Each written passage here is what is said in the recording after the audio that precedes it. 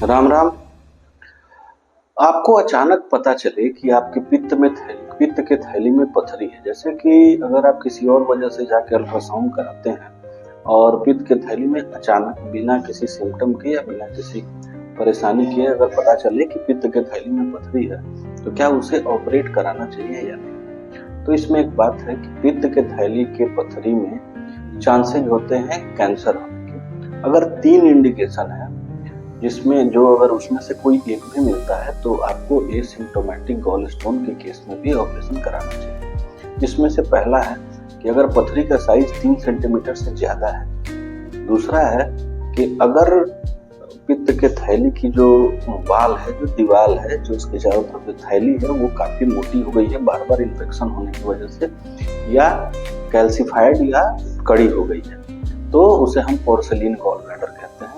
और तीसरा है कि अगर उसमें कोई पॉलिप है और उसका साइज 1 सेंटीमीटर से ज्यादा है तो हमें जरूर ऑपरेशन कराना चाहिए। कुछ अन्य कारण हैं जैसे इम्यूनोकॉम्प्रोमाइज्ड पेशेंट, जैसे डायबिटीज के पेशेंट को अगर पित्त की थैली की पथरी होती है उसे भी कराना चाहिए।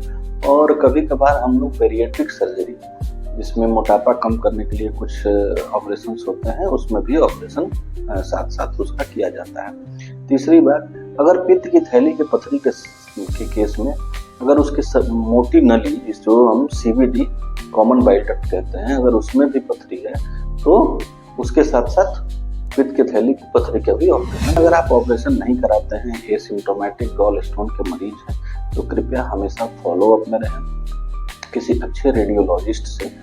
काफ़ी अच्छे रेडियोलॉजिस्ट ही ये चीज़ें बता सकते हैं, एग्जैक्ट साइज और बाकी जो चीज़ें हमने बताई। किसी अच्छे रेडियोलॉजिस्ट से फॉलोअप का हमेशा अल्ट्रासाउंड कराएं, किसी अच्छे सर्जन से इसके बारे में हमेशा सलाह लें। तब तक के लिए स्वस्थ रहें, मस्त रहें।